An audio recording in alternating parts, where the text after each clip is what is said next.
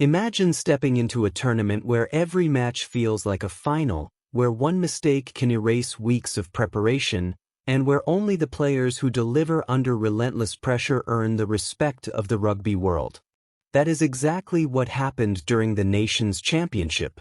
Over 3 unforgettable rounds, fans witnessed breathtaking tries, bone-crunching tackles, incredible comebacks, and moments that will be remembered long after the final whistle.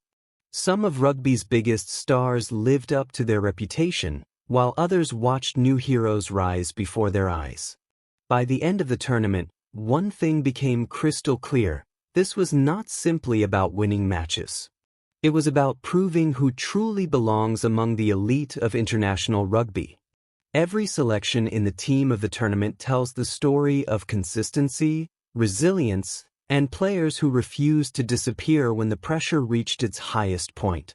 From the opening kickoff, both New Zealand and South Africa looked determined to send a message to the rest of the rugby world.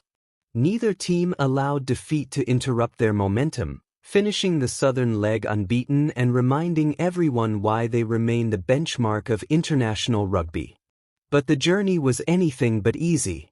France pushed New Zealand to the absolute limit in Christchurch, falling short by only 2 points after producing one of the bravest performances of the competition.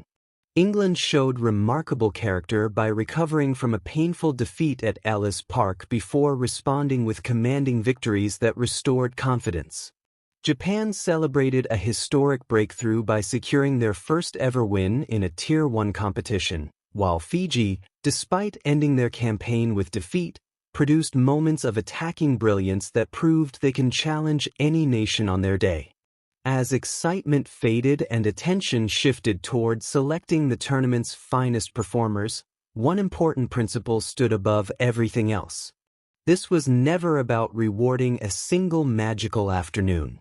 It was about recognizing the players who repeatedly delivered when their teams needed them most. Consistency became more valuable than reputation, and every place in this dream team had to be earned over 3 demanding weeks of elite competition. Perhaps no player captured the imagination quite like Damian Willemse. Sometimes sport produces a performance so extraordinary that it instantly becomes part of history. That is exactly what happened during his unforgettable 50th Test appearance. His spectacular long-range 50-22 kick completely changed field position. His confidence under the high ball made him almost impossible to challenge, and his attacking vision constantly opened opportunities for those around him. Every touch seemed filled with purpose.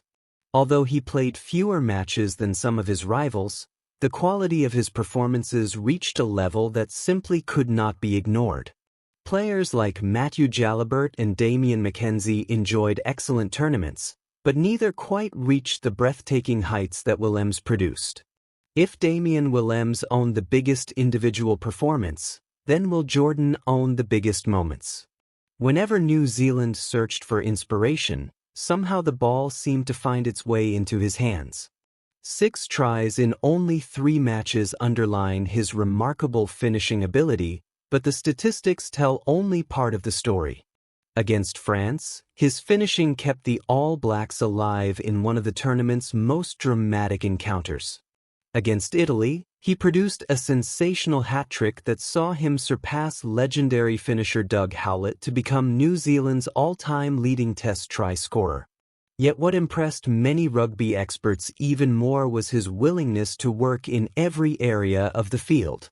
A crucial breakdown penalty against Ireland demonstrated that Jordan contributes far more than spectacular finishes. He defends, competes, and constantly searches for opportunities to influence the contest. In midfield, Jesse Kriel quietly delivered one of the most complete tournaments of his career.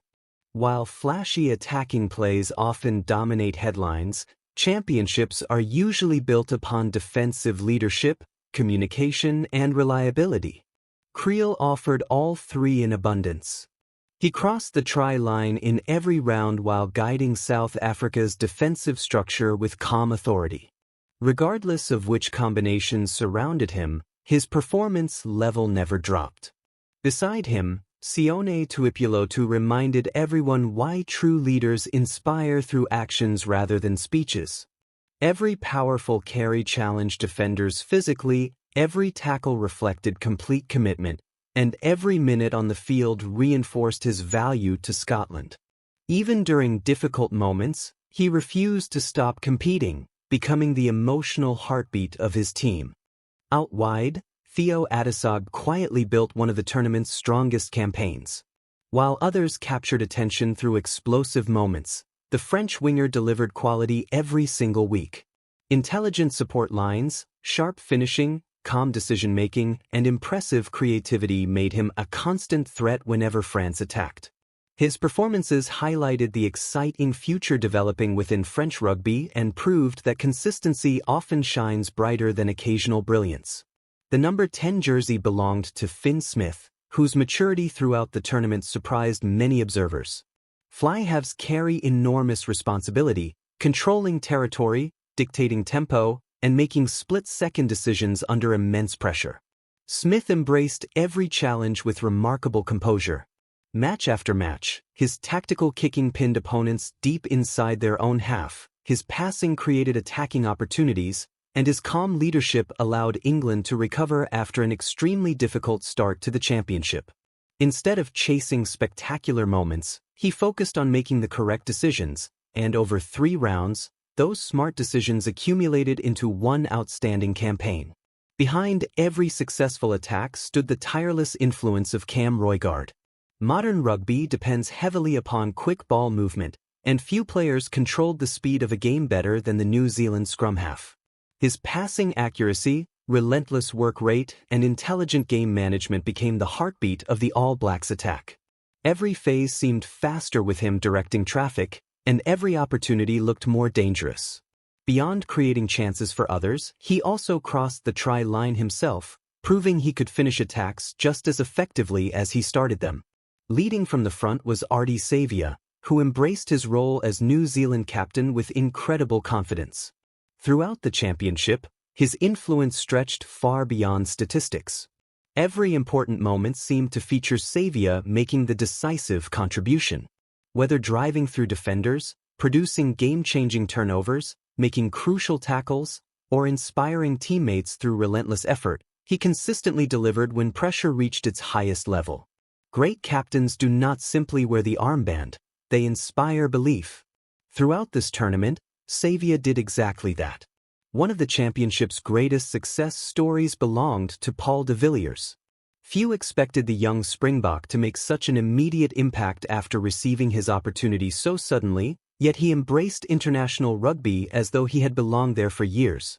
His work at the breakdown repeatedly disrupted opposition attacks. His intelligence around set pieces strengthened South Africa's forward platform, and his defensive efforts rescued his side during critical moments. By the tournament's conclusion, he had transformed from an exciting newcomer into one of the competition's biggest revelations. Completing the back row